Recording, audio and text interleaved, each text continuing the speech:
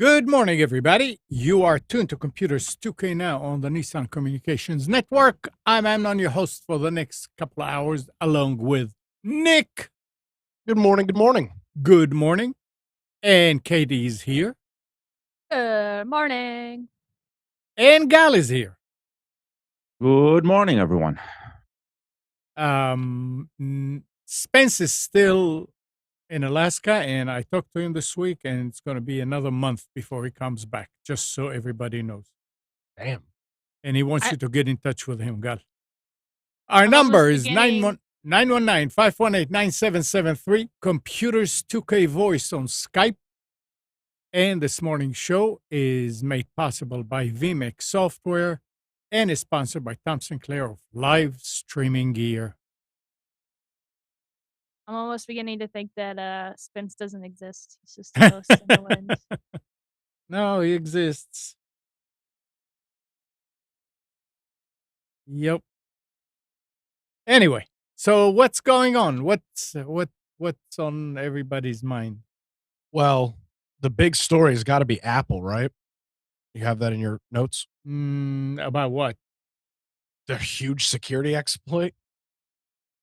I had something about, yeah. I can go into it. Earlier, Oh, yeah.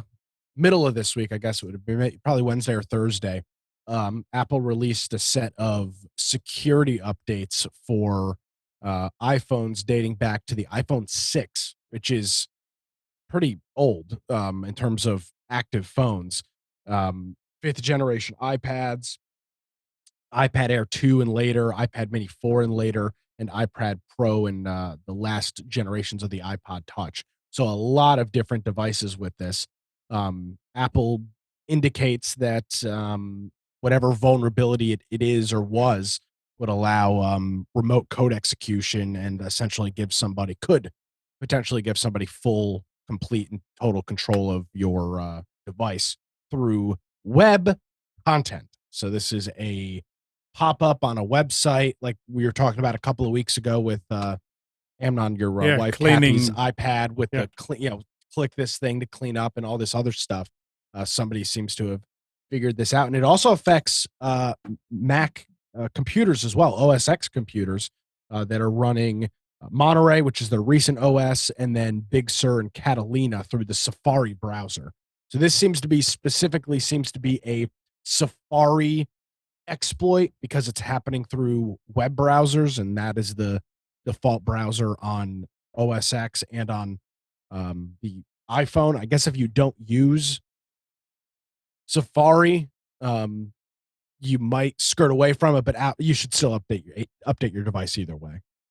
They've got that update pending. I'm actually was going to do it right now during the show and just see how long it takes.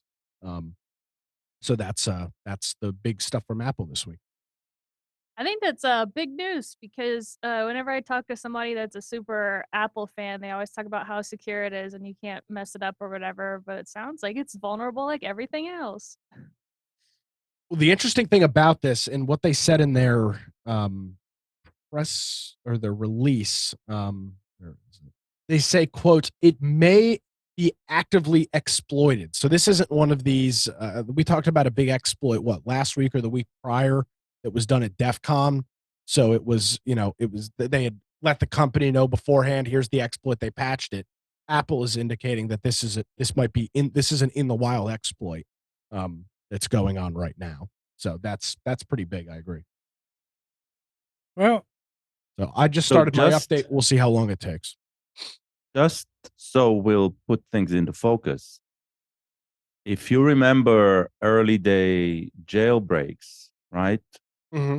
This is exactly what they did, right? So using of exploits based on payloads coming from web content is old news. It's not something really new. The news here is this one was never identified until now, but was there since the beginning of time. So that's the big issue. So Apple has been susceptible to security risks exactly like any other OS, but this one was under wraps for so long that that's troubling.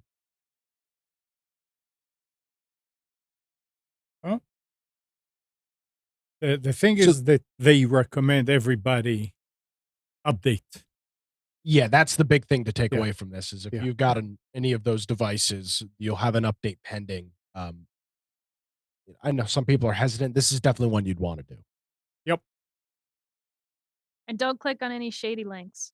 Number one Yeah. rule. Well, it's so hard to do on the phone though, because you can sometimes you click on a link and it'll open the app store, or it'll open a website and then open the app store and then open an app, and it goes like through 3 or 4 different things.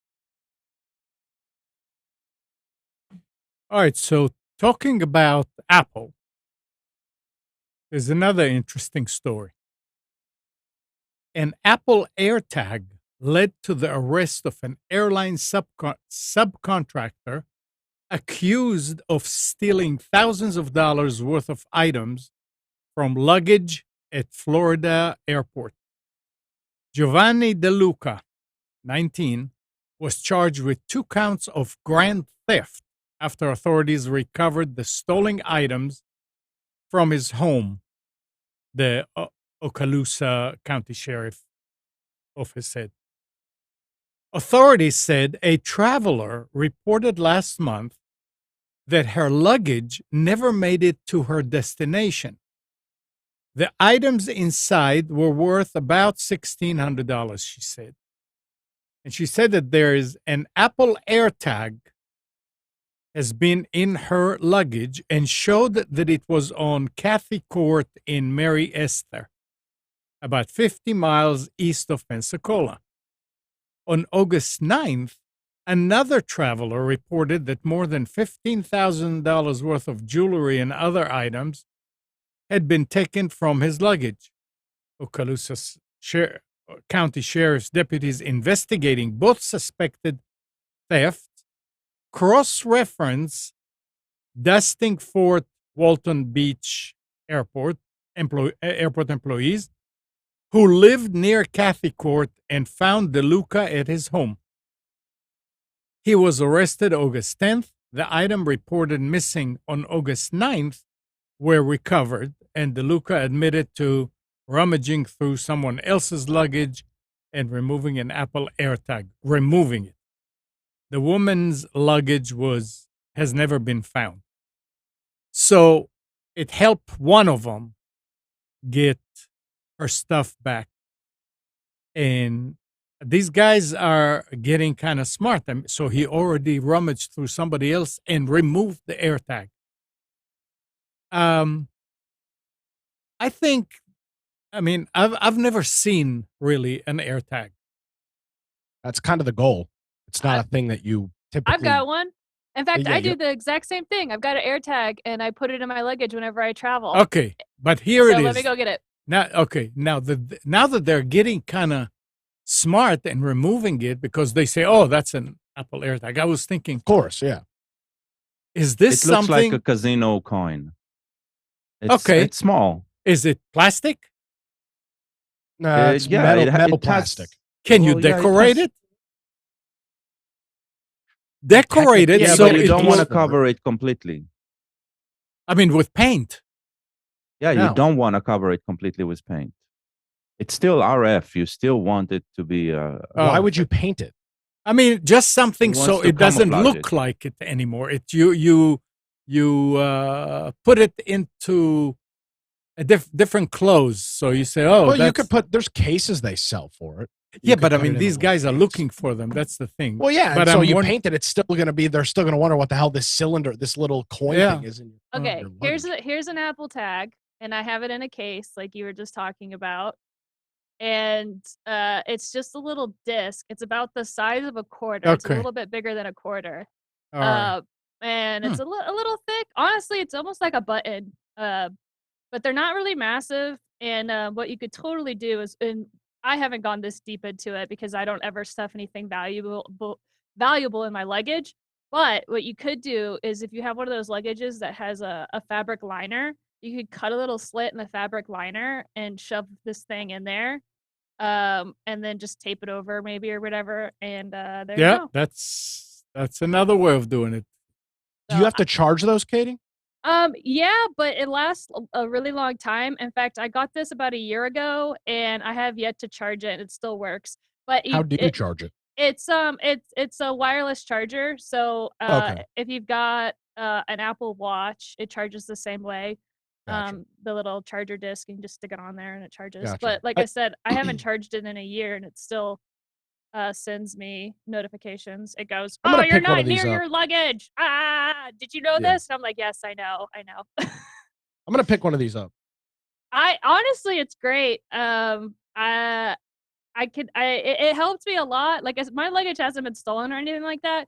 But last year, it took a really long time for my luggage to get off the plane, and everybody was literally like 30 minutes. We were waiting around for our luggage, and I kept telling people, I was like, "It's on its way. I see it. It's like migrating. I could see it coming down." What app do you use? Find My iPhone as the app to look at it. Yeah. It's like, yeah, I think it's all on. Well, on so there. what I'll do is I just added a tracker on Slip Deal for these, so I'll throw one of these in the specials if they go on sale. They're like $30, which isn't expensive, but I've seen them for 20 or 15 before. So I'll add that to our rotating list of things that we keep an eye on. I've been using Tile and before that Tracker, which were the Kickstarters that started this concept of Bluetooth powered devices that any phone can basically pick up their signal, and as long as that phone is running the application, it informs the network where those tiles are at every single time, and whoever owns the tile can actually see through that where they exist. The Apple AirTag are exactly that. The probably the power of the AirTag compared to other non Apple solutions is it's already baked into the OS of iOS. So basically, every single Apple device is tracking for AirTags for you, whether you have an AirTag or not. Another thing of note too that you just mentioned that it's like everybody's tracking the Apple thing, is that so there was these stories in the news a lot last year about people finding that their cars were being tracked, and it was because they were using AirTags. And when you're near an AirTag, I guess the phone. I haven't had it happen to me, but your phone lets you know that, hey, there's an unidentified AirTag at your location. Is this yours? Like, it tries to pair to your phone. Right. And that's how people were figuring out that their car was being tracked or they're being tracked or whatever, because their phone would be like, "Hey, there's a tracker on you." But the thing is that the tone came in after people were being tracked with it. So this was Apple's solution of letting you know that your phone is reporting on another tracker. Right? So it started by abuse. The tone came after abuse was already being used. So Yeah, I mean, it was the being tone was used to just the stalk. update. Yeah. It was being used to stalk and track predominantly women. Throw a magnet on your car, and then they can track you where you're going. Super scary. Jacob has got a question in the chat. He says, "My iPhone does not have enough memory for this update, which mine just finished, so it only takes a couple minutes. It requires 3.6 gigabytes. What should I do?" That sounds like a larger update, but let me recommend this. If you've got a obviously you have an iPhone. And I'm not a fan of subscription or subscription services, but I really think that if you have pictures and stuff, which is what all that space is going towards, pictures or music, which is, a problem. Delete some of your music if that's the problem. But Apple offers a very inexpensive version of iCloud that you can pay for storage. Mine is 99 cents a month, I think is what it is. Yeah. And I think you get 5 or 10 gigabytes. No, you get of 50. I don't think it's 50 for 9 dot for 99 cents on the iPad of Kathy's. No, you're right. You're right.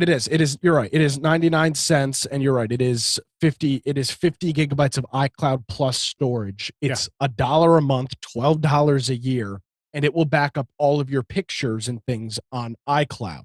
Once they're on iCloud, you can delete them from your phone, and they're still on iCloud.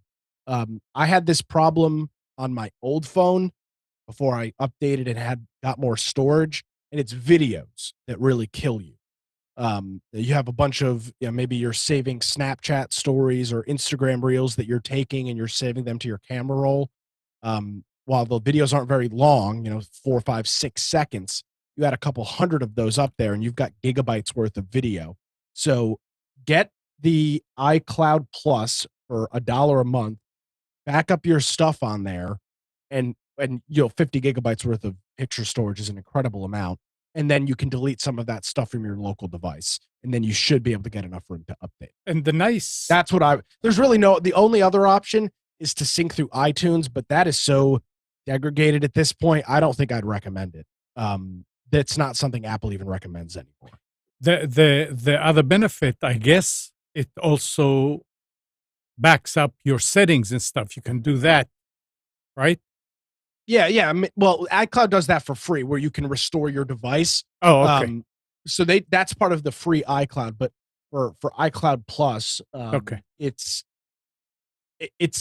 when somebody told me about it a couple of years ago, I was like, because I was always struggling with that, constantly having to delete things because you never have enough storage to do what you wanted. And somebody, mentioned getting the iCloud Plus, and when they told me it was $12 a year, it was kind of a no-brainer. So I'm logging into mine right now just to see what about iTunes? That's what he was saying. It's kind of convoluted. You could do it on iTunes, but they have really migrated away from using the computer, connecting your phone to the computer. You used to have to connect your phone to the computer to do updates and to even set up the device. They don't even give that as an option anymore when you're setting up a new phone. But can you back up everything completely to your computer that way? You could back it all up. You could back up your pictures locally, but there's not a good way to delete them from the phone. You have to just go through manually and delete them after the fact. Now, what I had done in the past, but it was very finicky, was connecting my phone to the computer via the Lightning connector and setting the iPhone to act as a flash drive. So it would show up as like a memory card or something like that. And I would sort the folders but the problem is there's about 40 folders. It creates a whole bunch of random folders for pictures and videos. Sort the folders by media size, drag them to my local computer, and then delete them off of the phone. But that was a royal pain in the ass. The phone would very frequently disconnect in the middle of a transfer or the middle of a delete. And it was just an absolute freaking nightmare. So I ended up buying iCloud Plus for $12 a month or $12 a year and called it a day because it was such a pain in the ass. I ended up. I was thinking of.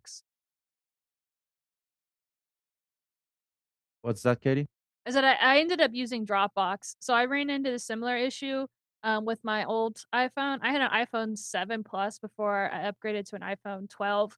Another thing that eats up a lot of space is that when somebody sends you a video, like in a text message or whatever, your phone saves it, even though you don't save it. And so I remember at the time, this might be different now because they're always making tons of updates, but I had to go in and tell my phone not to do that, to like not save the text messages or whatever, or not save the photos and all that stuff that friends and family were sending me, because it would store it. So any it would like store it in the history of the message. So if you're texting your friends and you've got a text chain that's like 2 years long or whatever, it like stores all of that information. Or it did. I don't know if it still does. This It was still does.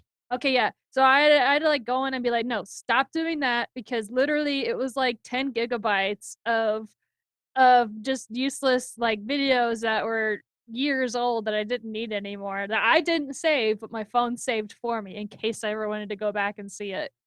Yeah. Amnon, can you oh, never mind. Can you pin me? Can I? What? Can you pin me? Yes. Okay. Hold it. Hold it. So let me show Where's this my here. So what mouse? Katie's There's the mouse. describing is this. So this is my messages. Let's see, can I flip this sideways? Ooh, that's fancy. So this is my messages thing inside of settings, and you can see Katie mentioned 10 gigabytes. Yeah, I've got 6.7 gigs of data in a text message thread. So you can go through and you can see the the different things that are taking up size. Photos. So I've got so many photos in these various messages, taking up almost 5.5 gigs. Videos nearly a gigabyte. GIFs and stickers almost a gigabyte, and then whatever other is probably audio files and stuff there. So there are a whole bunch of things, and you can see this. This is under iPhone storage. You can see what's using up space. So for whatever the hell reason, I don't know why my podcast is. Oh, I guess my podcast is downloading itself every day. So I've got 13 gigabytes of my show downloaded, which I didn't realize I had. And you might not realize it. I don't use the Apple Podcast app. I have no idea why that's downloading. But you can see everything else: games, Diablo Immortals using 6 gigs, Twitter, Outlook, Reddit. Photos is obviously going to be your largest, and that's under. So you go to Settings, General, and then iPhone Storage, and then that's where all of that stuff is. So, Jacob, that's what I would recommend. Go through that first and see. Like, for example, I don't know why in the hell I have 109 episodes of this podcast downloaded, but that's an option to that. You'll probably find out that you can clear a whole bunch of stuff up. I guess I need to unpin you. No, I don't know if you ended up pinning me or not. I did pin you. Oh, Well, wait a That's second. cool that you were able to share your I phone on need your to. computer. You're gonna have to tell me how to do that, because You- it's very useful. buy a video software called vMix. It's $1,000, and then install the NDI software. Oh, GG. Okay, well maybe not. Shoot. How do you unpin? Really? I would do something else. No need for vMix. You can use a remote control application like AnyDesk. I know it has remote control capabilities of cell phones, at least of Androids. You can do it. You can't do it the other way on iPhone. You can't control remotely an iPhone? I don't believe so. Come on. that If I've seen. vMix can do it, so why not do It's it? not remote controlling. It's a screen. It's essentially a screen share. Still, then you can probably do that with Probably. AnyDesk, Yeah. right? So if you can screencast that, then that's enough, right? Just Yeah. use some remote control. I wonder, you know what? I wonder if Zoom can share your screen on iPhone. It can. I've done that before as well. So that's all you need, right, Katie? I was about to say there's got to be a cheap alternative, because a bunch of YouTubers do it when they make TikTok compilations. So there's got to be a cheap way. But that other software sounded cool. Says replace pin. It means it's not pinned because it has the option of add pin. Well, I definitely am pinned though, because it's not. Well, but the thing is, the one you guys are not breaking in. It's you are okay. So I guess Nick is not there. Now he's there. Okay. Yeah, I just left the meeting. Hopefully that fixes it. Okay. I was about to say it's gonna be the next show.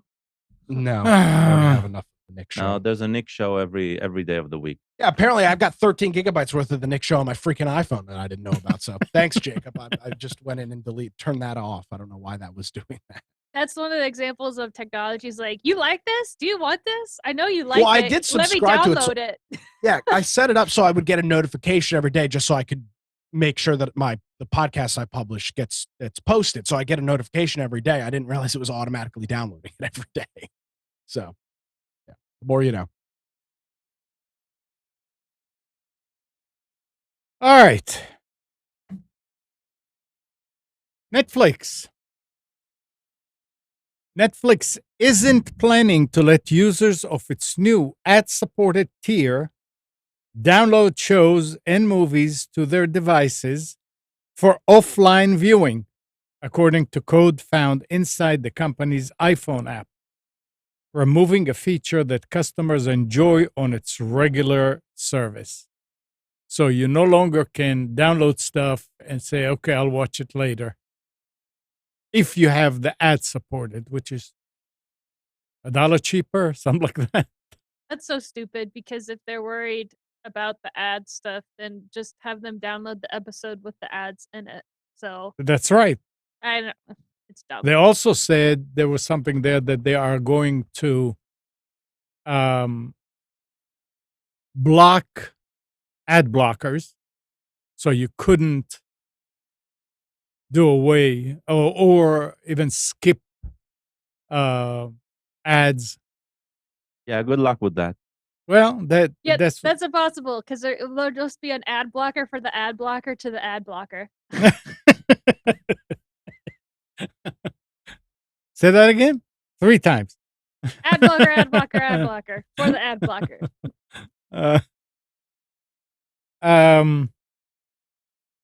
And since we're talking about Apple again and again here, Apple is aiming to hold the launch event on September 7th to unveil the iPhone 14 line.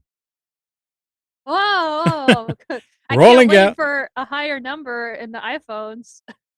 Rolling out the latest version of a product that generates more than half its sales. The iPhone is more than half the sales that Apple does every year.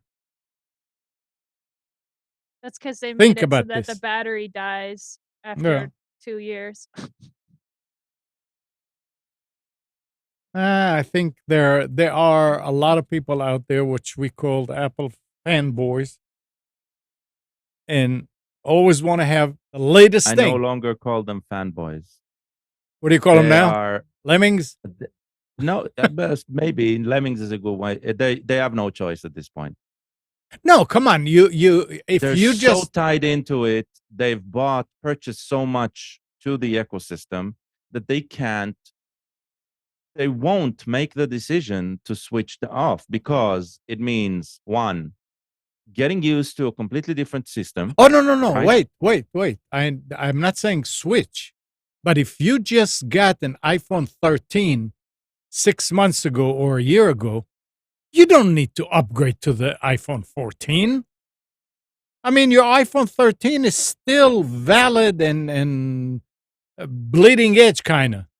Yeah, trust me, those who switch that way, they have the money to switch Oh, that yeah, way, or somebody yeah, else is yeah. paying the bill. That has Yeah. nothing to do with That's being true a fanboy. too. Yeah. Nick, are you going to get it? No, I just upgraded from an iPhone 6 to the 13 Yeah. in February. So, I mean, I go like 6-7 years before I update. That's it. But Yeah. let me say this. I don't know if it's Apple themselves or if it's all of the carriers. A lot of them offer a constant payment plan where it's like, Yeah. $25 or $30 a month, and you just always get the latest phone. When the new phone comes out, they just give it to you. You're just perpetually paying a payment for a phone, which is stupid. But that's what they do. So for those people, yeah, you get it for free, essentially. Yeah. You're not paying the out of front pay, but you're just always perpetually paying a subscription. So you never own your phone. Right. So Yeah, they Yeah, for those started this people- about a year ago or more. no, I feel like this has been going on a couple of years where it was this because Apple, and if I had to guess, I would say this might have been Apple's directive because they were running into an issue, and rightfully so, where people weren't upgrading their phones because you couldn't afford to. I mean, you're not going to spend $1,200 every year to get a brand new phone. It's just stupid. So folks like me would hang on to our phones for 5, 6, 7, 8 years when Apple needed us to upgrade every 2 or 3. So I think they started adding some of these subscription models and services to get people to get the new phones and keep the cash flowing in. I think it's what we a talked very about. effective measure. That's what we talked about last week when they did away with the $100 phone thing. It's where you could upgrade your phone for $100 or whatever if you switch to the carrier. And now they don't do that anymore. Now you got to buy a phone straight out or do the subscription plan thing. Well, anyway, it's the hardcore Apple users will like God said, they don't really pay for it. It's the young, real young ones Look, that we the parents pay. we really, the, Amnon, we really should be considerate about Apple's bottom line. We need to help them. yeah, right. It's very Yep. important that they continue To be- making billions of dollars off of us. It's really important. Yeah. Okay, and for the more professional people that use Apple, a security researcher says that Apple's iOS devices don't fully route all network traffic through VPNs as a user might expect. A potential security issue the device maker has known about for years.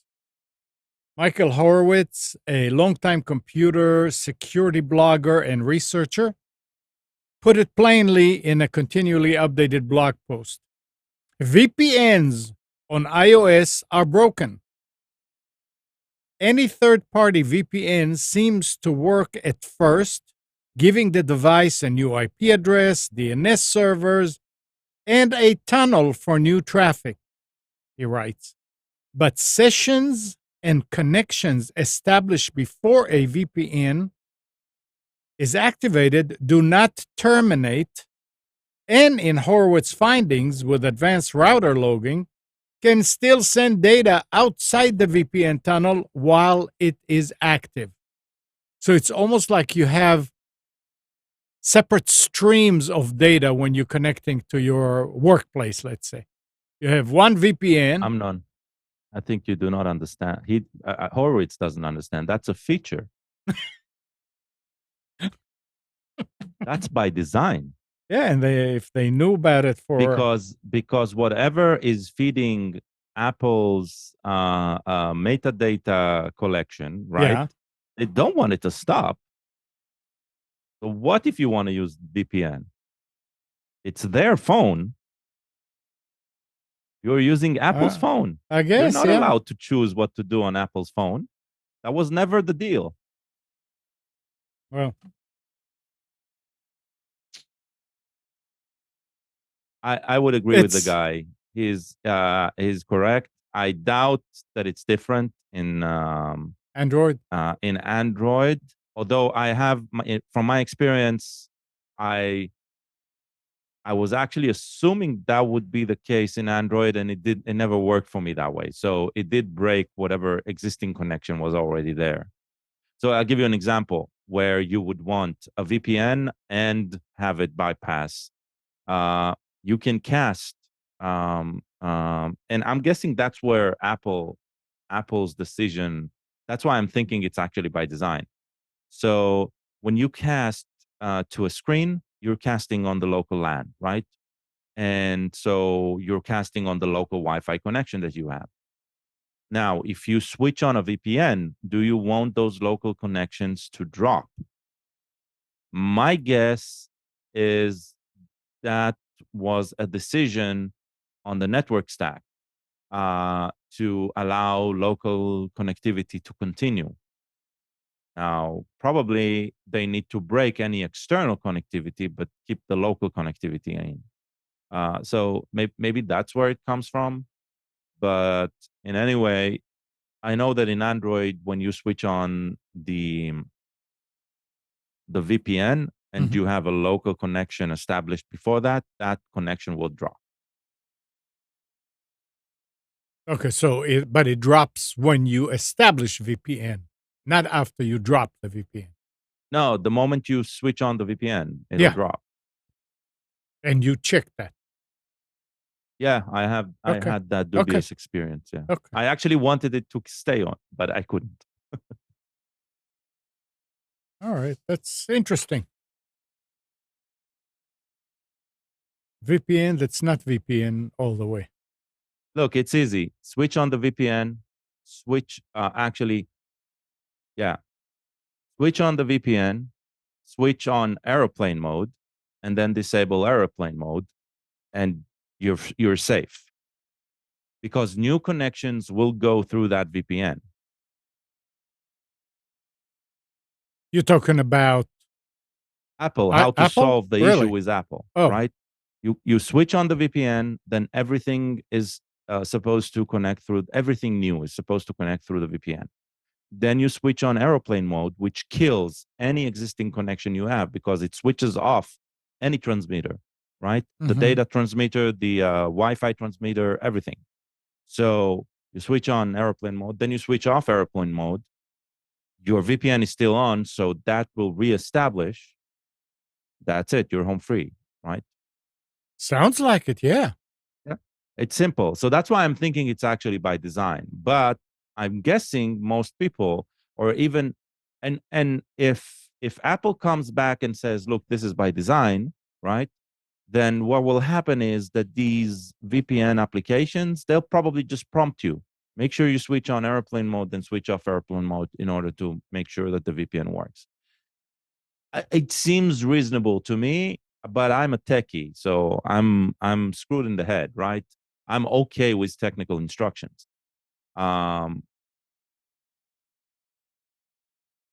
Maybe, I don't know. Yeah. Anyway, if you're worried about that, you're using a VPN and you want to make sure, switch on airplane mode after connecting to the VPN and then switch off airplane mode. So that should allow you the safety you're looking for. Good advice. Good advice. All right, here's something a little bit disturbing. A successful phishing attack at SMS services company Twilio may have exposed the phone numbers of roughly 1,900 users of the secure messaging app Signal. But that's about the extent of the breach, says Signal, noting that no further user data could be accessed. In a Twitter thread and support document, Signal states that a recent successful and deeply resourced phishing attack on Twilio allowed access to the phone numbers linked with 1,900 users. That's a very small percentage of Signal's total users. Signal writes, and all 1,900 affected users will be notified via SMS to re-register their devices. Signal, like many app companies, uses Twilio to send SMS verification codes to users registering their Signal app. So I'm assuming here that Twilio is something you use once when you register. You're muted. Yeah, no, I was Okay. on a different window. When you register to Signal, there's an SMS identification process where it sends you an SMS because the only identity of an account right now is a phone number, a mobile phone number. Mm-hmm. So that is done through a third-party service, and that's Twilio. So again, so it's only a one-time the connection between you and Right. Twilio is only a one time in the history Right. of. Well, not only a one time. Every time you will reinstall your phone and reinstall Yeah, the app and yeah. need to So if you get a new phone, for example, you go through the process again. Right. Now, and you may be able to explain that kind of quick. I was thinking, wow, Beeper. Beeper has access to all these services. If Beeper gets broken into, No, no? no. Okay. So the reason I say no is Beeper doesn't have access to the content of our chats at all. We go through so the first time you set up, just a reminder, Beeper is an app that we've been using for a while, testing it out, and it's an aggregator of chats. But unlike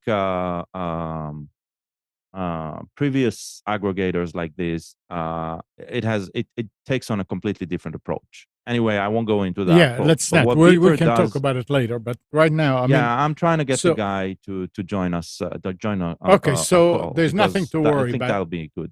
So Anyway, so in Beeper, right, what it does, we go through a handshake at the beginning, Mhm. and it creates our identity in Beeper, but everything within that identity is completely encrypted by our keys. If our keys are lost, Mhm. right, then there's no way of restoring them. We'll need to delete the account and basically recreate Start. everything. Okay. Okay. Okay. And then the handshakes, they go through the same handshakes. Okay.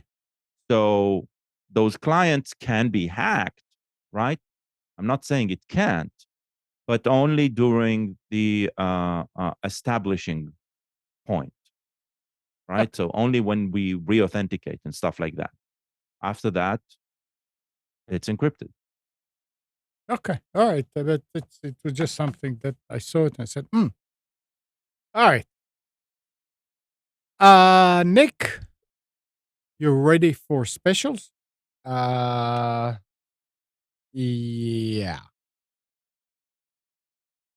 All right. So I Spence had done this a couple of times. And I'm in a couple of Facebook pages of tech memes and things because nerd. So there was this thing that popped up this morning. This takes us back to 1989 when the Tandy 5000 MC professional system came out.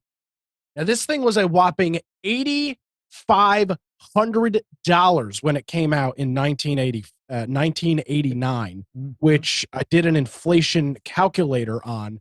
That would be the equivalent of just over $19,000 today when this thing Yep. came out. It had a whopping 20 megahertz Intel 8386 microprocessor, absolutely top of the line 256-bit VGA graphics. Wait. 2 Oh, megabytes. in 89. What? Yeah. No, never mind. Keep going. 89. Only comes with 2 megabytes of RAM installed. It can host up to 16, but it only comes with 2. And then it has cache memory, as they like to put in their ad. They call it the lightning fast 20 megahertz processor. Talking about the IBM compatibility architecture. So yeah, if you had, by the way, this does not come with a mouse or a monitor. It's just the box. So for $8,500, it just is the PC and the keyboard. No What mouse, an no monitor. absolute unit. Yeah, literally. An equivalent to $19,490.52 if you were purchasing that today. So a nice $20,000 computer. That's the Tandy 5000 MC professional system. Well, that's you get an Apple for that price today. Yeah, 19,000. An X-Serve is about $19,000. All right, let's get into it. Costco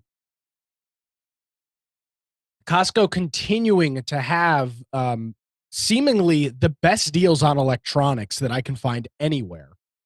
This is a Lenovo IdeaPad 15.6-inch touchscreen laptop running an AMD processor, a Ryzen 5 5625U.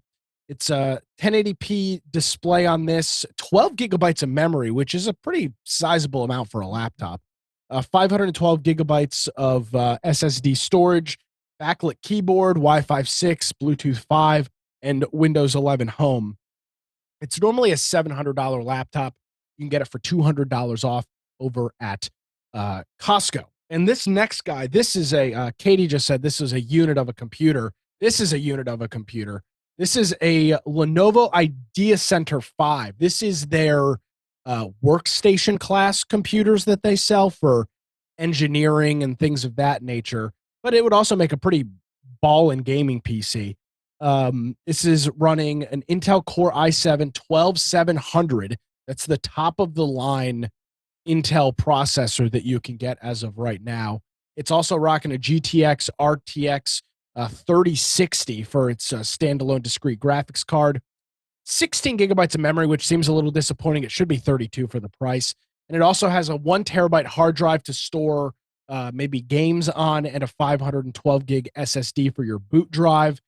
Also comes with a USB keyboard and mouse, which, just kind of adds the icing on the cake to this deal. $1,300 normally. You can get it on sale for $1,000, both in store and online over at Costco. So if you're looking for what I would say is a pretty high-end gaming machine, and you're not interested in building, or you can't find the supplies to build, this is a really good deal for the price, just based on supply and everything else. So you can check that out over at Costco. Moving on, I haven't had a video game console in here in a minute, and this isn't the MSRP price of this isn't extraordinary. You can get an Xbox for about $290 anywhere. But what is the cool thing about this is when you buy this, either the Xbox Series S or XS over at Target, you can get a free digital game with it, which is about a $60 or $70 value.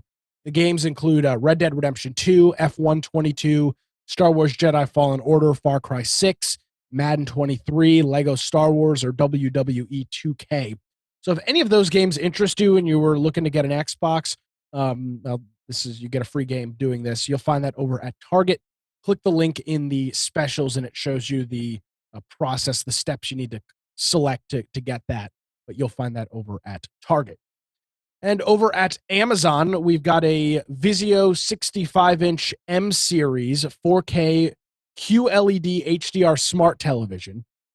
This has got a voice remote, which is kind of interesting for Vizio's internal OS, which I don't know the name of it. I think they call it Watch Now or something like that, or Watch This, something like that. But it's got voice remote. It's got built-in apps, of course, Peacock, Netflix, Disney Plus, all of that stuff. And then, of course, you can connect another device. This thing's got 3 HDMI ports, one of them being an eARC port if you're connecting a soundbar, which is pretty cool.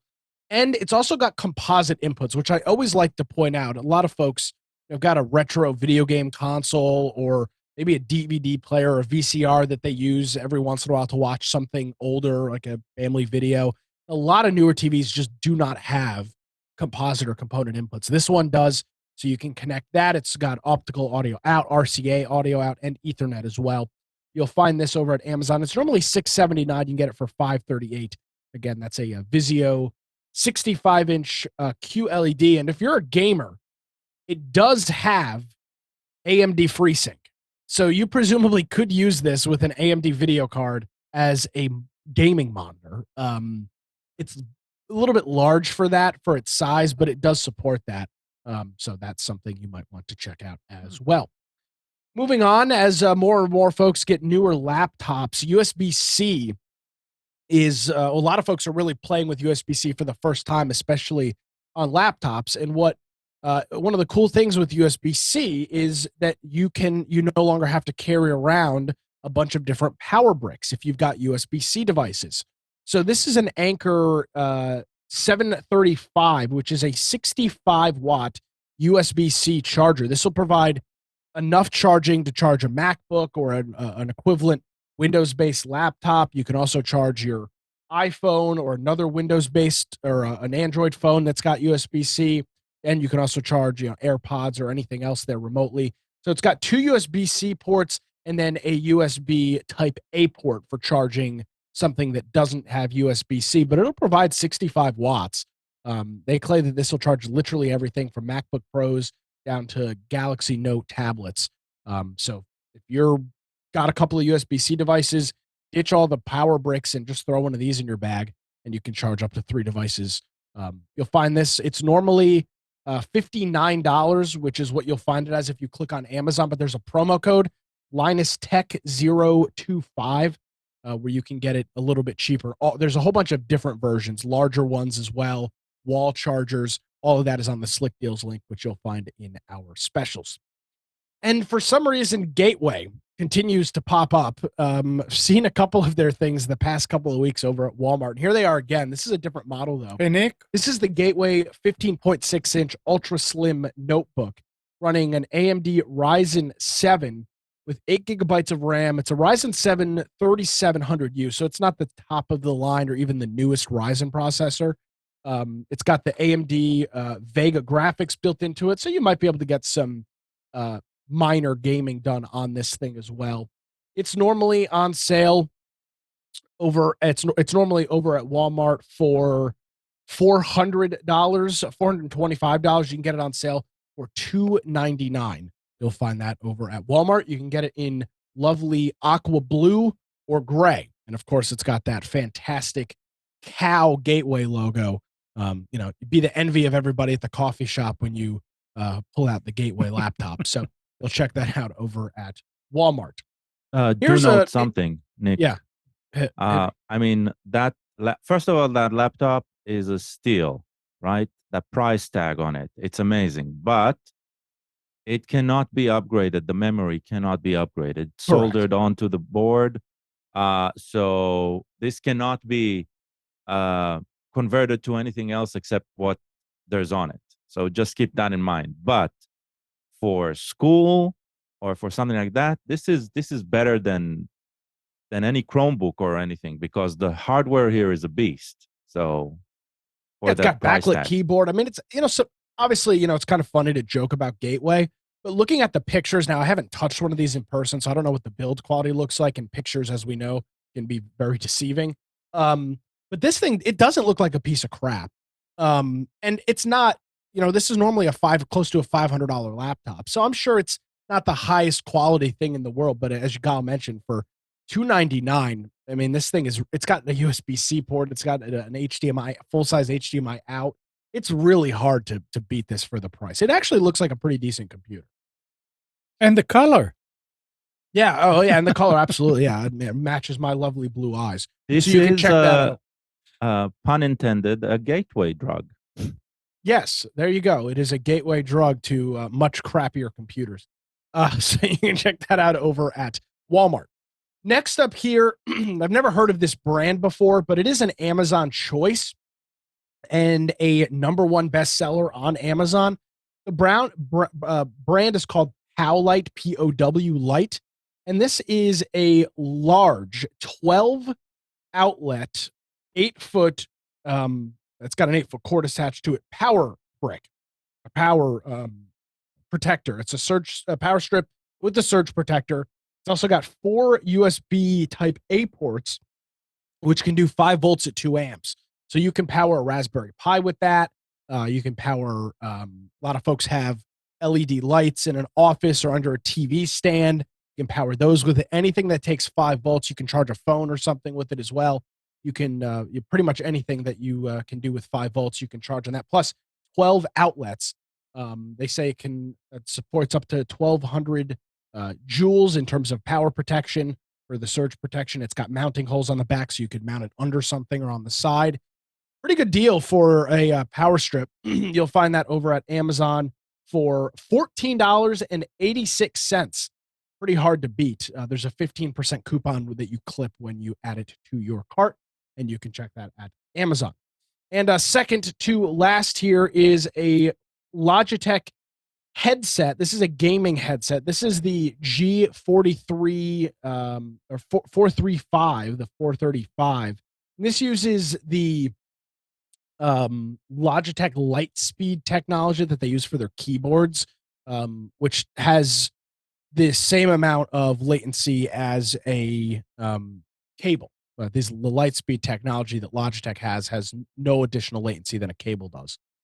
So you can check this out over at Amazon. This thing says it'll have about 18 hours worth of battery life on it. It's normally an $80 headset. You can get it for almost 40% off. It's $49.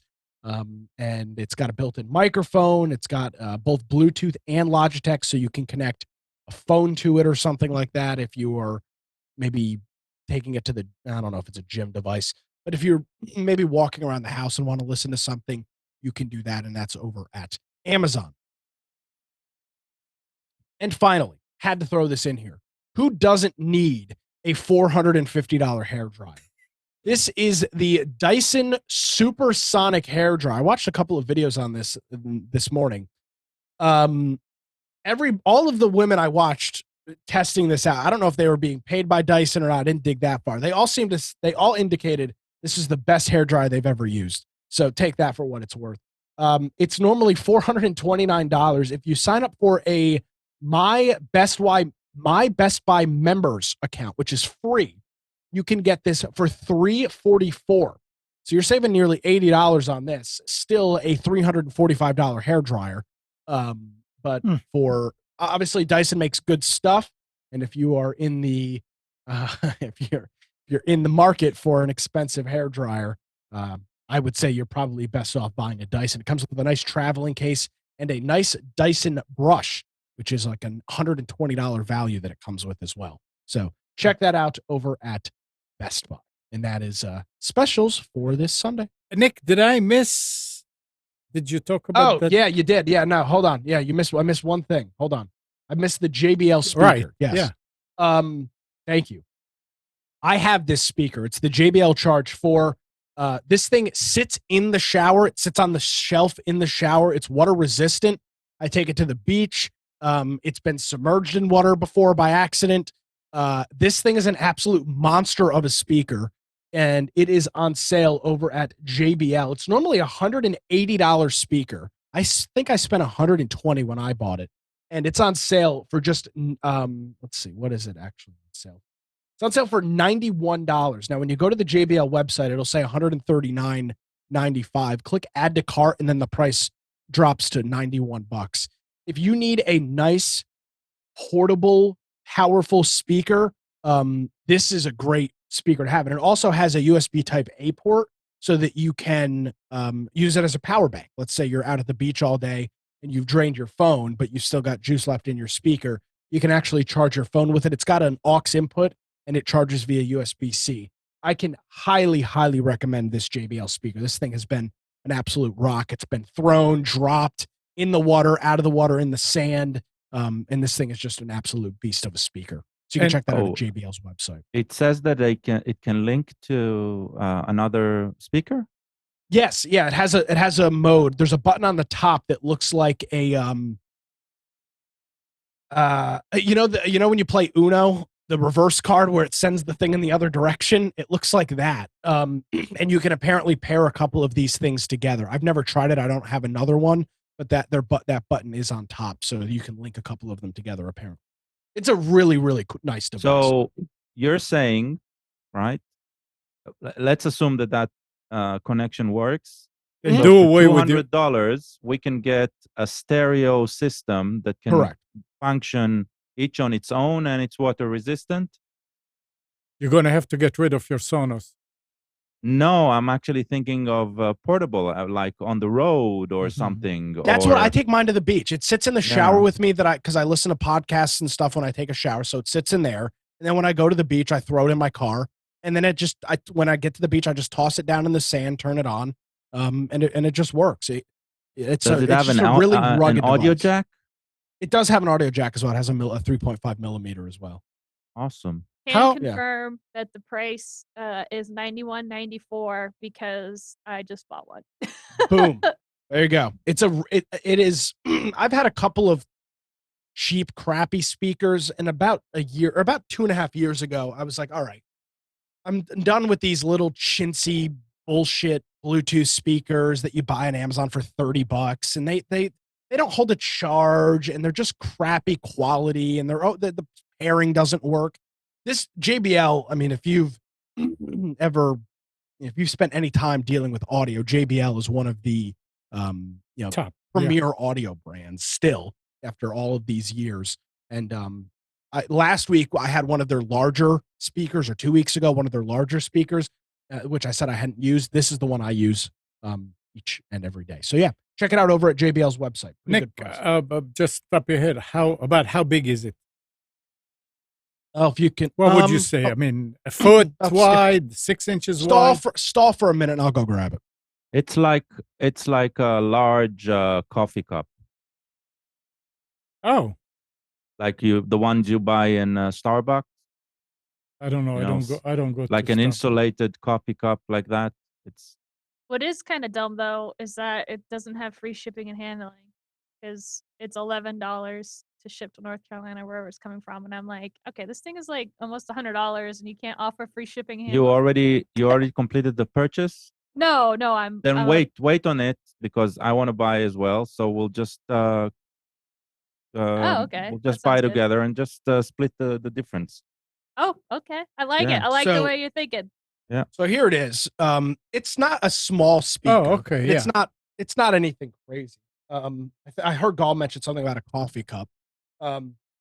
It's about, let's just call it I'm talking about the portable ones, the large ones so- you get in. Yeah, so here it is. Here's for size on that, and then here's an iPhone in comparison to it. So I mean, it's a decent sized Yeah, speaker, but it's yeah. not anything crazy. And then it's got this little porthole on the back. This is why it's water resistant, waterproof. Is it's got a silicone port on the back, and you can see there your Type A for using it as a power bank, your auxiliary audio input, and then your USB Type C for charging.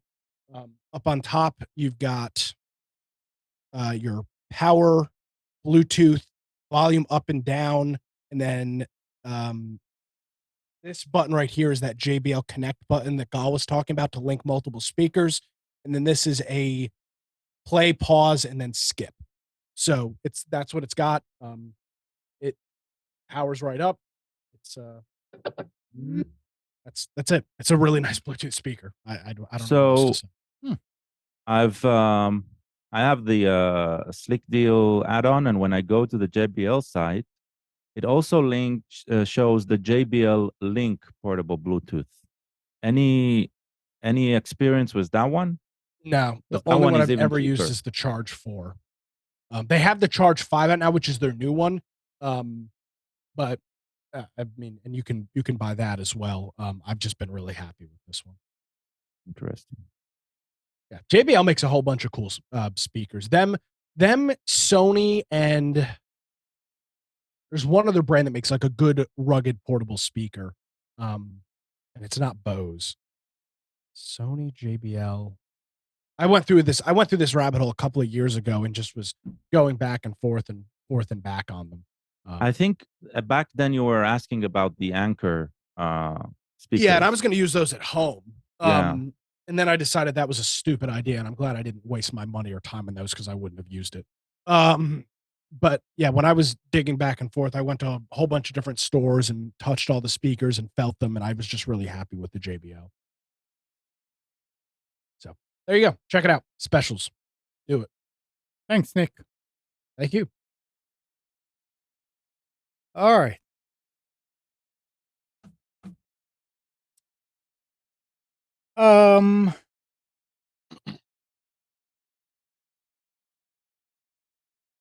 Walmart is really trying to catch up with Amazon. So they reached a deal with Paramount Global to include the Paramount Plus streaming service as part of the retailing giant's Walmart Plus membership, starting in September. The Paramount Plus Essential Plan, which includes ads, will be available for no extra cost to Walmart Plus members. In the US, Paramount Plus Essential is regularly $4.99 a month. The Essential Plan does not include local live CBS stations, available only in Paramount Plus Premium.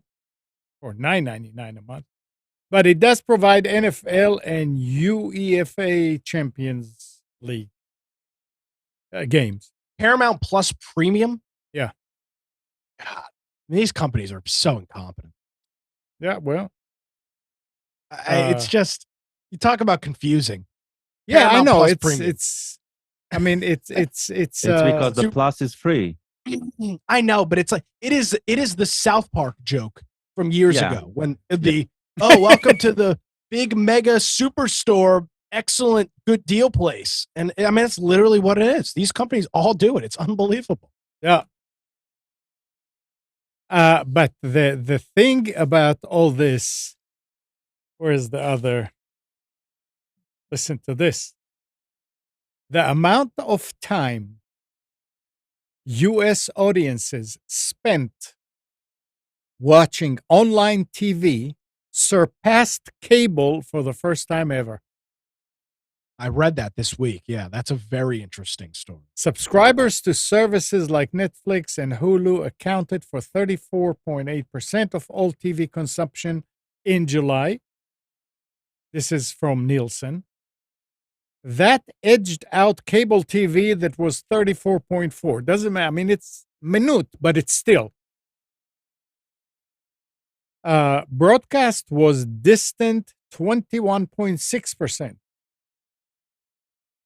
Audiences watched an average of 190.9 billion minutes per week of streamed content in July.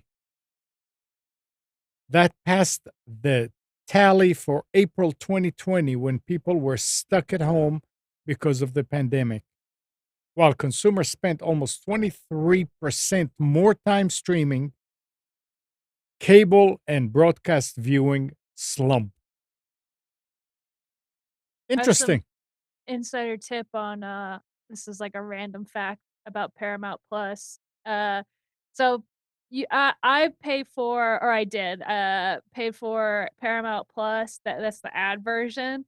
But ad block works on the computer. I mean for the browser version of Paramount Plus, but it does not work for Discovery Plus.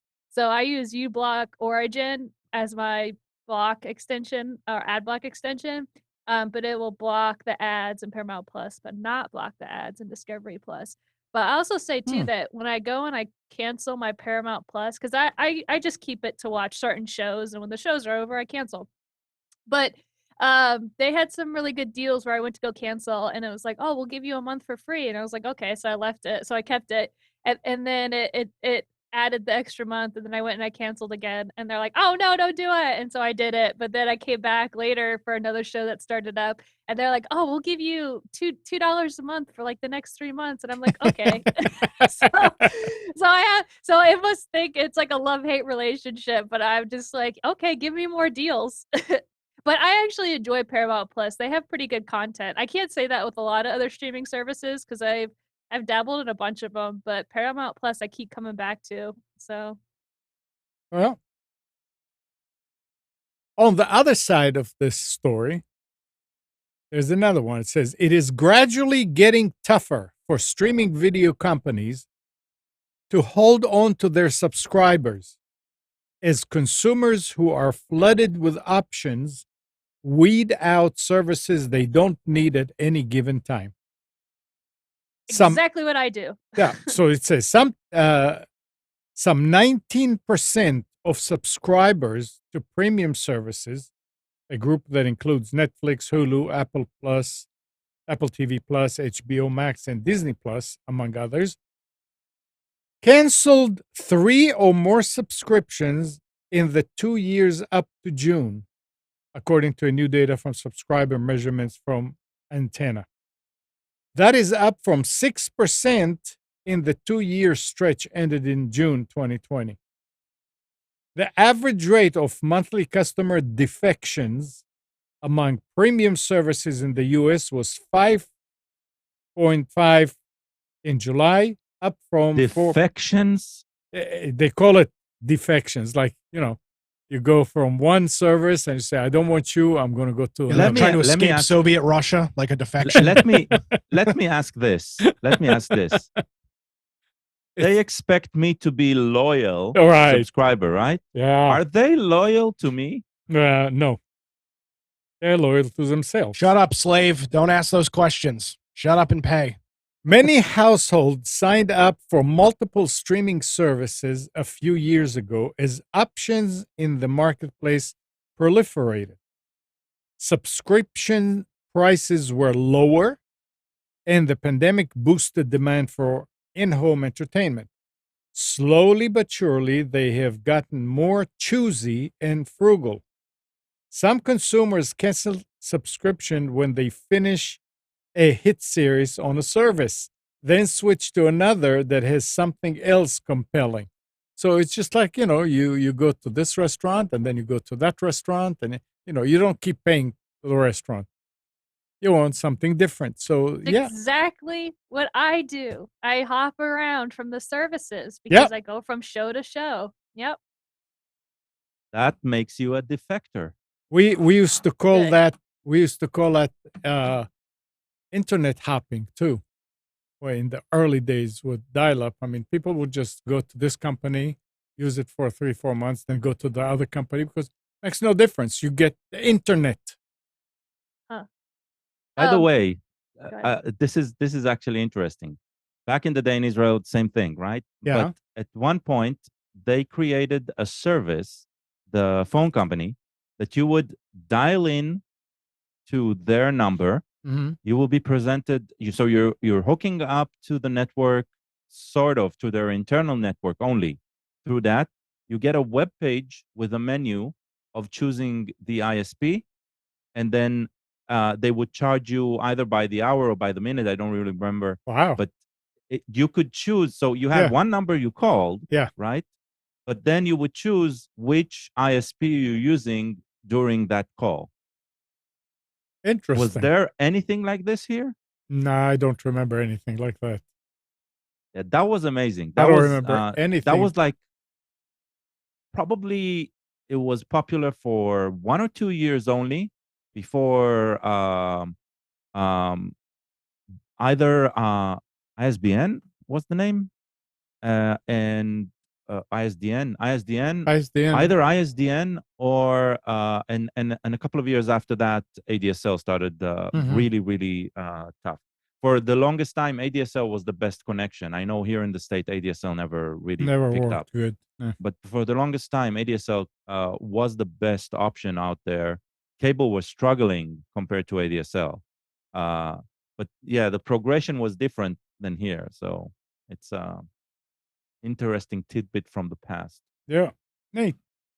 Can I talk about for a minute about how, so talking about these streaming services, when the pandemic happened, my friends and I, we play games together and we use Discord for that. Well, we were all stuck in our own home, so we were like, oh, let's do movie night.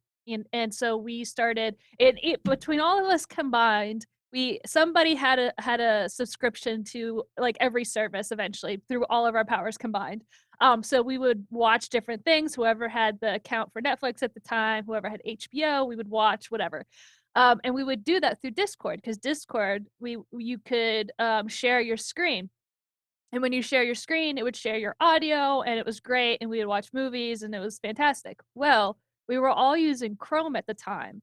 And I don't know if Chrome didn't like it or the services didn't like it, but they cut off the sharing the video service. So we could hear the movie, but we couldn't see it. And this was sharing the screen through Discord on Netflix or on HBO, whatever video service.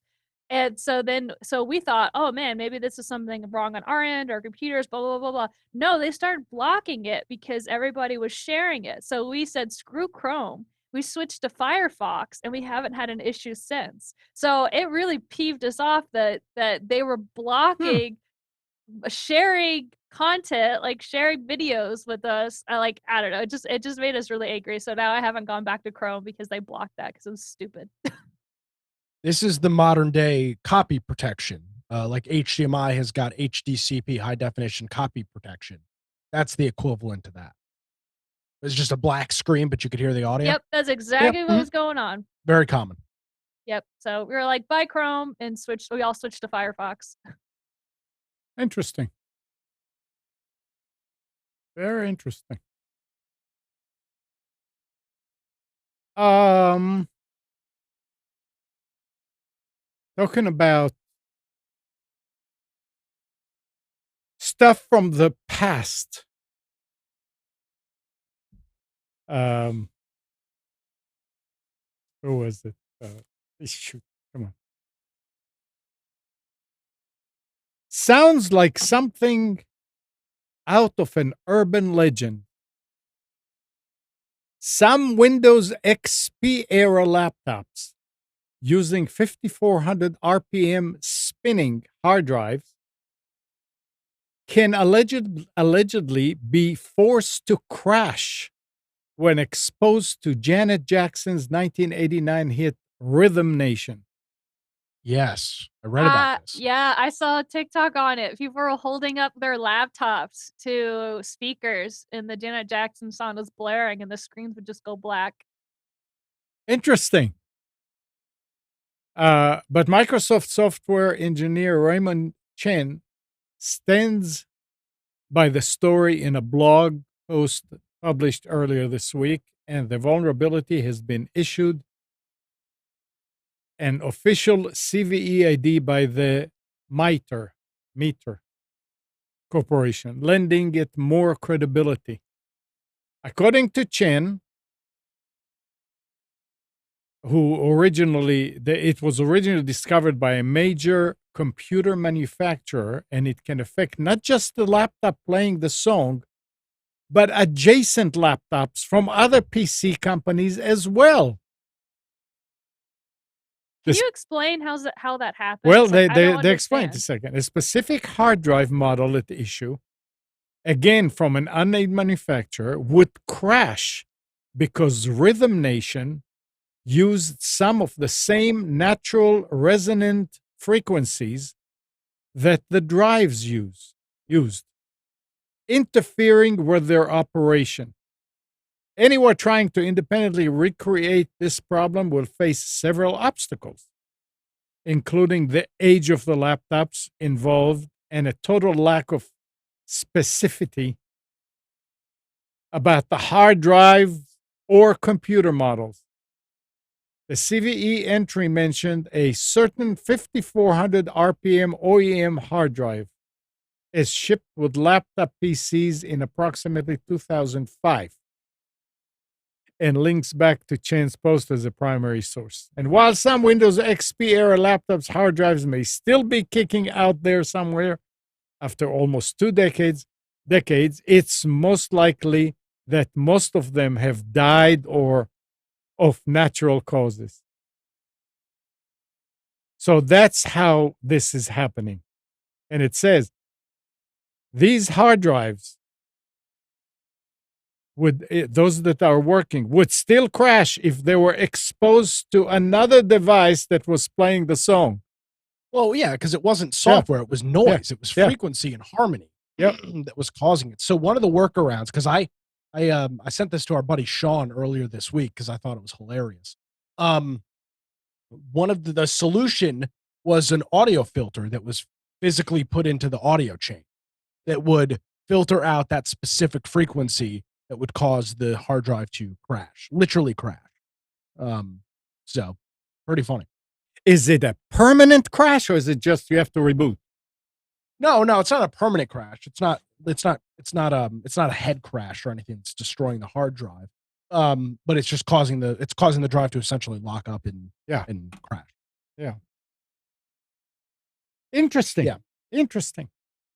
It was posted on August the 16th. I was very surprised to hear about it. But yeah, pretty much affecting any 5400 RPM, not any, but it could affect a plethora of 5400 RPM hard drives, just depending on the resident frequency.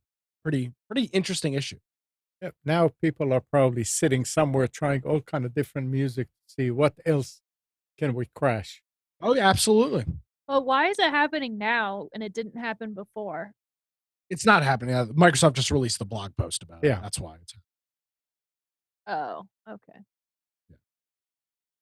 It's like has sound turned deadly? Like the technology of sound has gotten so high that it just blasting people's computers apart. But only the I would old see on, like, computers. nightly news. Lester Hull be like, "When the sound turns deadly tonight, we're learning about a computer exploit from 25 years ago." Yeah, watch out, guys! Your grandma and grandpa's computers might explode. Yeah, But this is the modern age of playing music to your plants, right? Do your what? Playing Plants. music to your plants. Oh yeah. Yeah. Yeah, you need to water your laptops to keep them happy. Exactly. That's And the they- next step. The Microsoft article, a lot of folks are pointing to the Tacoma Bridge collapse in 1940, which happened in Tacoma, Washington, which was a similar issue. It was a resonant frequency issue that caused the bridge to collapse. Janet Jackson was there? Dang, what kind of voice does she have? Yeah, well, That's like a superhero. She's blowing out bridges with her voice and yeah, well, computers. you got Thor with his fist and Janet Jackson with her vocal cords, so I guess it works out. Anyway. So last week we were talking about app loving. Who's trying- yeah. You want to talk about it?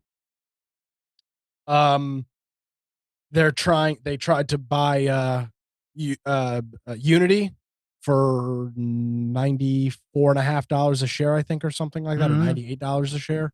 And Unity told them to go pound sand and are sticking with don't remember the name of the other company, but Iron the name- Source. Iron Sword. Yeah, sticking I with think them instead. They're merging or buying or something. But They're merging with Iron Source, yeah. but the app Lovin wanted to buy Unity. And for whatever reason, what this, because Brian and I talked about this on Tuesday. Yeah. To me, this indicates that App Lovin is going to see this combination as a really big competition because the price that they offered to buy Unity at was ridiculous. Which meant they really, really didn't want this acquisition, this merger to go through. So I assume that when these two companies, Unity and Iron Source, merge, it is going to be quite the powerhouse of mobile gaming and ad marketplace things. It's got App Lovin shaking in their boots, literally. It has to. There's no way you wouldn't offer it's a a company. threat. Yeah, wouldn't it's a try to threat. buy a company for twice or three times their stock value. I mean, their stock's only trades at like $40 a share. You wouldn't offer $95 a share if you didn't care about this this merger that was going. Well, and we're going back to Apple. If you're using Zoom on a Mac, it's time for a manual update. The video conferencing software's latest update fixes an auto update vulnerability that could have allowed malicious programs to use its elevated installing power, granting escalated privileges and control of the system. So you need to do a manual update. Zoom on a Mac.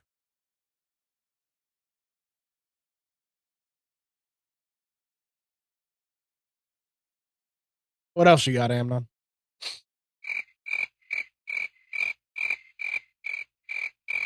Out of news? Send out the effects. This is interesting. Need an easy way to make 23 million? Ask Mashable. Yeah, start with 100. Have you ever considered just claiming music others uploaded to YouTube as your own and collecting the royalties? Oh, yeah. That's basically all two Phoenix men did to swindle Latin music artists like Daddy Yankee and Julio Iglesias out of millions of dollars in royalties, as detailed in a new piece from Billboard last week. According to Kristen Robinson of Billboard, Jose Chanel Medina Tehran and blah, with the other guys, set up a media company called Media Move, or MOV, MUV, and claimed to own the rights to various Latin music songs and compositions. In total, Media Move claimed to own more than 50,000 copyrights since 2017, when Tehran and Batista began their scheme. Now, why do I say this is interesting? This is something that I sort of have experience with. There was a time for about 4 or 5 years that every time I uploaded Computers 2K Now to YouTube, right away they were saying somebody else owns that music, the intro. And I had to go through a process to prove that it's not, that it is mine. And then if there's no response from the people that claimed it, everything is fine. And I always thought, why it's the same music? Why do you have to do it every week? Why can't you just put in your files somewhere in that AI program of yours that this is okay? Second, why do I have to prove that it is mine, and the other people who are claiming it don't have to prove that they actually own it, and YouTube gives them the royalties if I don't say anything? So if you uploaded something to YouTube and somebody else claims it, and you don't know how to go about it, because it is a little complicated. It took a long time to get used to how to do it every week. If you don't say anything, these people who have nothing to do with that piece of music or whatever get the royalties.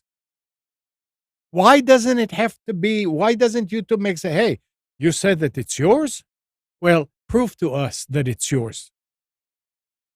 I know some big name YouTubers were complaining about it because they get hit all the time by copyright Mhm. claims. And they said that these people, companies, whoever the scam companies, they make bots that automatically claim videos. And the thing that's messed up is, like you said, that as soon as they claim, they say, you just literally click a button and say, hey, I own the rights to this. This is Yep. mine. And YouTube goes, oh, of course, you must be right. So here, you have the rights to this. And now any money that video makes, you get to keep. Until, like you said, you have to go on there and claim and prove that it's your video. But they still keep the profit, right? Right. So if you're a big time YouTuber that actually is making a decent amount of income through ads, through views, through whatever, they're losing that income from that video, and they have to prove that it's theirs. It's almost it's guilty until proven innocent. Exactly. Which is the opposite of how it should be. Yep. And not only that, but like I said, these people are creating bots that automatically are going and doing it, which is probably what happened to you, because it happened every single time. There's not somebody that is going onto your YouTube channel every day and clicking a button. They Right. have some bot that's doing It's it. not. It was, and they targeted your channel. and it was always the same company.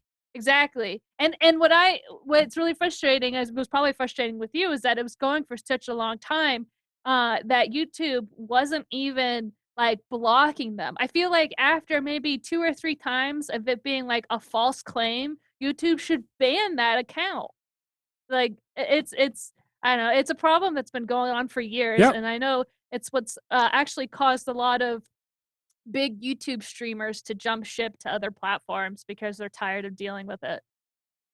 Yeah.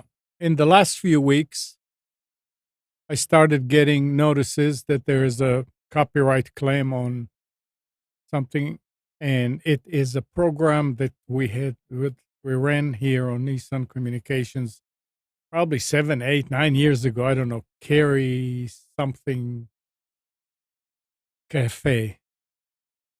Psychic. Carry Psychic Cafe. And all the music that I downloaded and used in any of the programs, the shows that we did, most of them came from a service that I paid to be a member that you can download, and I do have the licenses for it. It shows and it says right there in the license that you can use it as long as you want, even if you don't renew the subscription. And I'm not doing anything about it. I mean, I don't know who plays those files from 10 years ago, or whatever. And I'm not going to spend the 10 minutes or whatever to go and say, no, it's mine. Here is the license. Here is the this. Here is the that. So fine. It sounds like we need to create a bot to face these other bots, and it's your copyright claim deletion bot. Because it's like if they could do it, we could do it. No, I mean, it is a serious process that you have to go through YouTube, and you have to paste the license. You have to paste your reason that why you are actually filing this.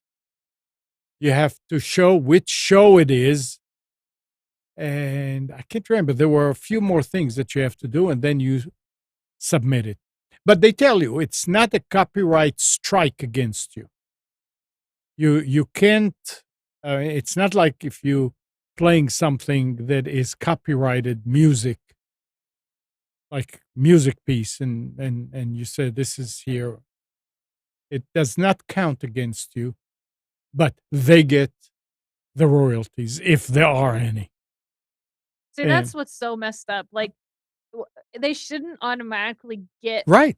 the money for it, because of course that's gonna breed these people that are taking advantage of the system. And what's even more messed up is that this has been going on for years and YouTube still hasn't fixed it. I mean, granted, I don't know, maybe it's fixed this year since everybody is working from home or whatever, and they're just all the stuff that's going on. But last I heard, it wasn't. And I'm not a YouTube streamer, so but yeah, hotness. it's ridiculous. It's absolutely ridiculous.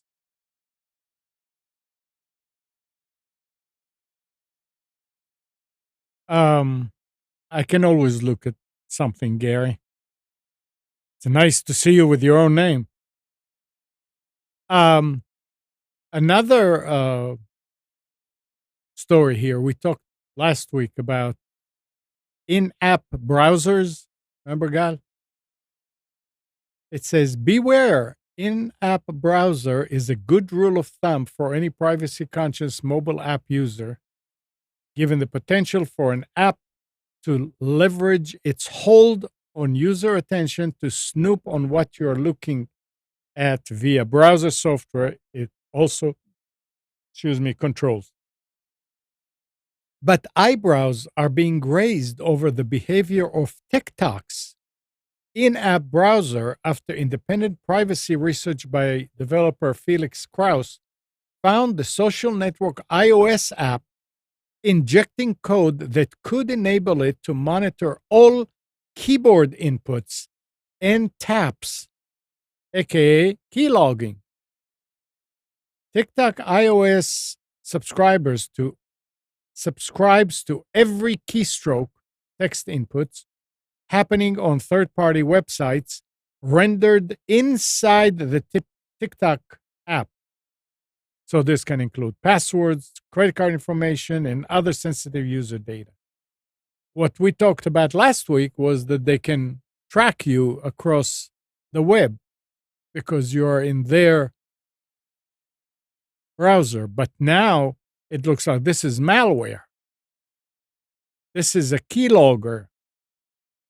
And they can catch anything, they capture anything that you type in, which is really bad. I mean, I think TikTok has been doing that since day one for everything. But yeah, so it includes their web browser, and that's a problem. You mean Trump? You mean wait? You mean Trump was right? Right about what? But TikTok. Look, Trump says 100 things. He might be somewhat correct about a few, right? But it doesn't mean that he understands how it works. Well, if that story wasn't concerning enough for you, Amnon, how about this story Yeah. published over at Fox Business? At least 300 TikTok employees were also employed by Chinese state media at the same time.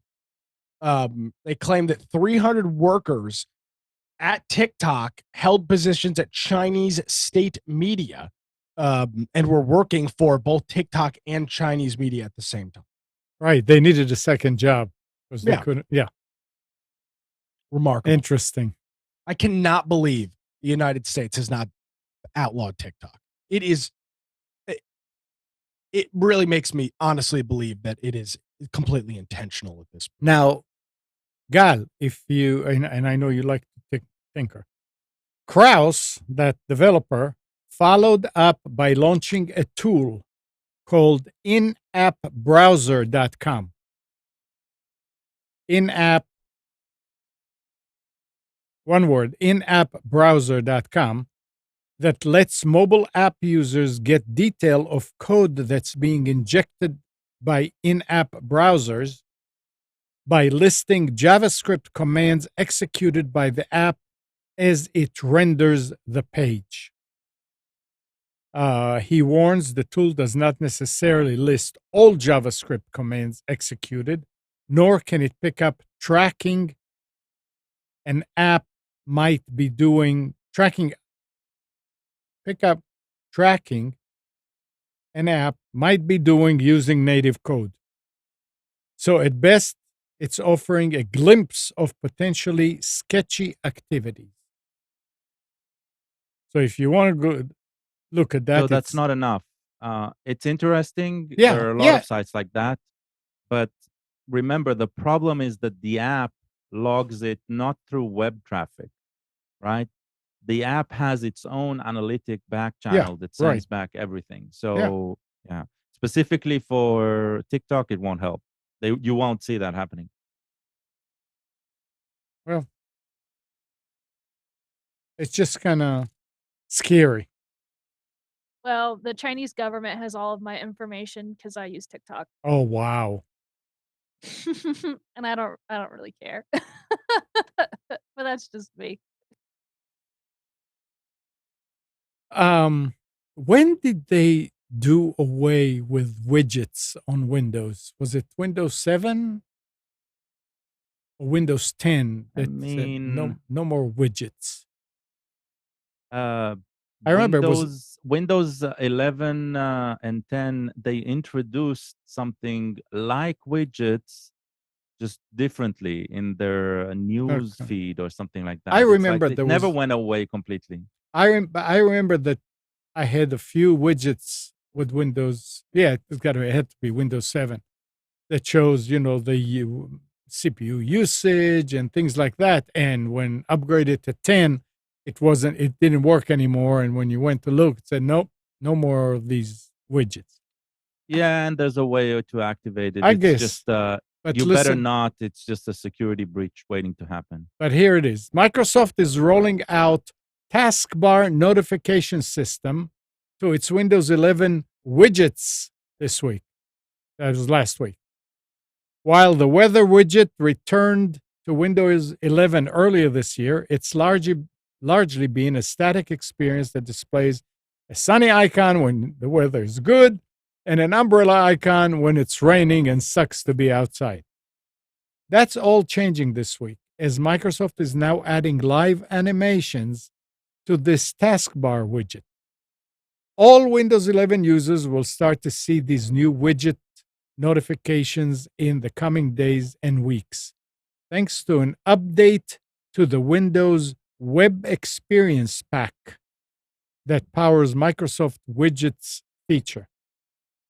The notifications appear as live animations on the taskbar weather widget and include alerts for thunderstorm and even ticker alerts when stocks you're following go up or down. When something important happens related to one of your other widgets, you may see an announcement from that widget on your taskbar, explained Microsoft in a support article. These announcements are meant to be quick and glanceable, and if you don't interact with them, the taskbar will return to showing you the weather. So they are supposedly enhancing the weather widget to do some other things. Just more things to distract. Yeah, I feel like sorry. The first thing I was gonna say is that's the first thing I'm gonna do as soon as that gets activated. I'm gonna turn it off because I hate things that pop up over my screen. Even Yep. if it's like in a little corner, it drives me bonkers. Okay. Same here. Yep. I understand exactly where you come from. what I find interesting is that this must have been in beta for a while because all of my computers have this already, and the there is already things like alerts. Like if there's a like there was a flood warning the other day, and on Mhm. all my computers, it's on the taskbar at the bottom next to the clock. Oh. It just said flood warning and had a little icon, little indicator.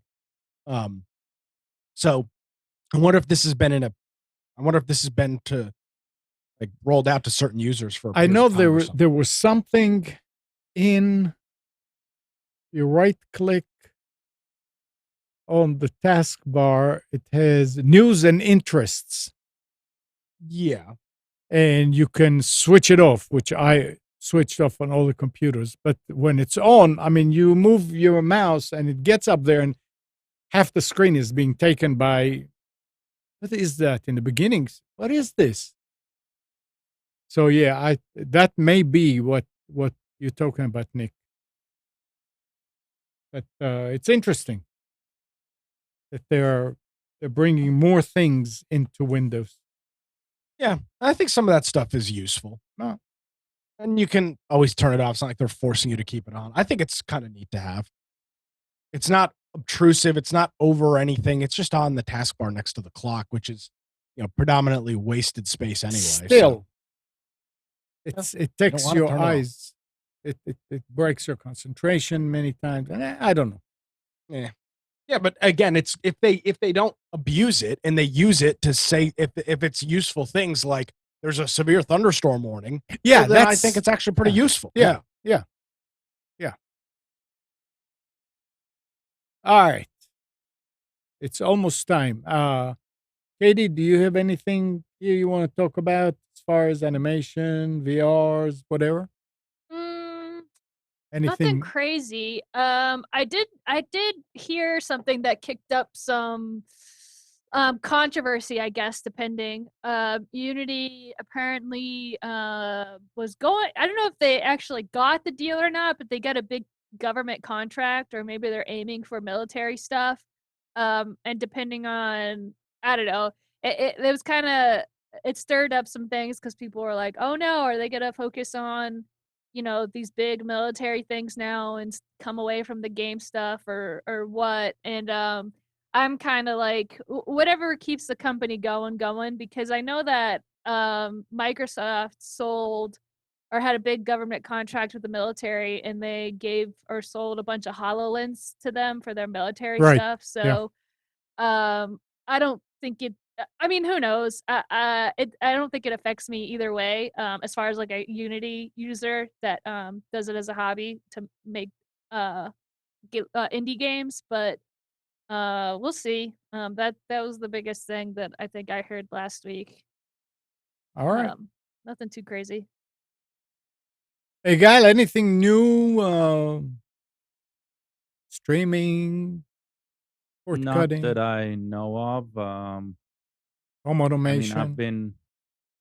I haven't been focusing on any of that. On the self-hosting side of things, I haven't seen anything new or interesting on that front either. So Okay. I just remembered something. You made me think about it. There you go. So SIGGRAPH was a couple weeks ago. And for those of you that don't know, SIGGRAPH is like this huge tech conference, but it focuses on the entertainment industry. So like Disney and Pixar and Weta and all those big animation studios and VisFX studios are showing off their latest technology. But one of the things they showed off, which is really cool, was a 3D screen, like a 3D monitor sort of. It was supposed to be where you didn't need 3D glasses at all to look at it, and it had cameras that would track your eye, and it would display a 3D image to make it look like it was 3D, I guess, on the screen. Because it would track your eye movement and adjust the screen accordingly. I haven't seen it in action. In fact, my coworker was the one that was talking about it. And of course, they're uber expensive. Well, Uber. I think they're around like $3,000, which is expensive, but not like that $8,500 computer from the 80s. But it was really cool because they're working on this technology to create monitors, 3D monitors that don't require glasses, and the cameras inside track your eye and adjust accordingly. So I thought that was pretty cool. All right. Interesting. But no hologram.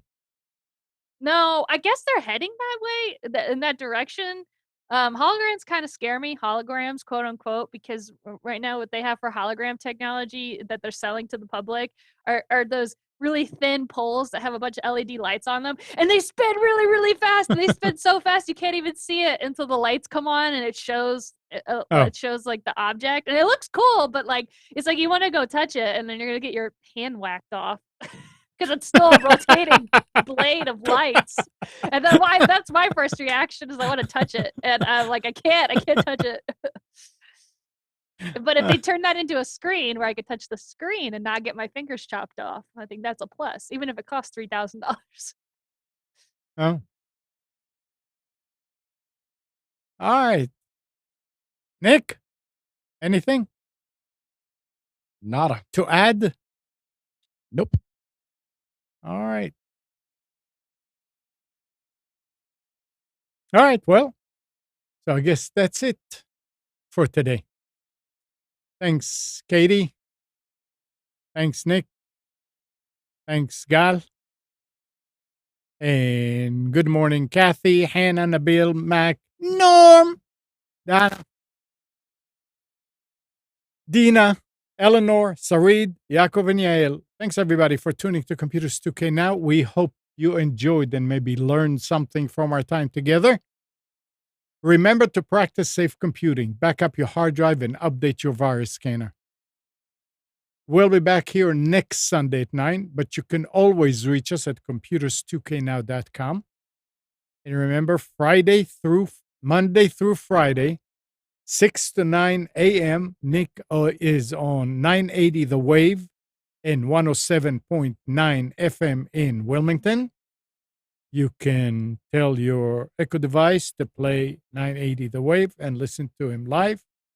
Or you can always go to the recordings at nickcraig.com.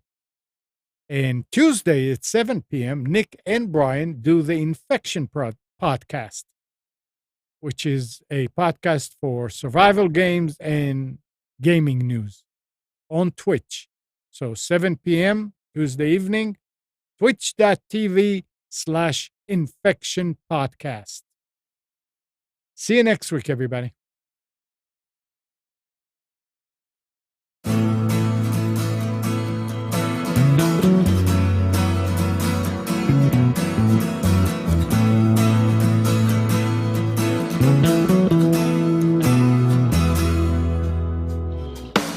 You are tuned to the Nissan Communications Network. If you tuned in too late, you can always watch each program in its entirety or download an MP3 audio file of it in the archives section at nissancommunications.com. Don't forget to subscribe to our YouTube channel, follow us on Twitter, and like us on Facebook. Sponsored by StreamingGear.com, Carolina Apparel, and DeltaForce.net.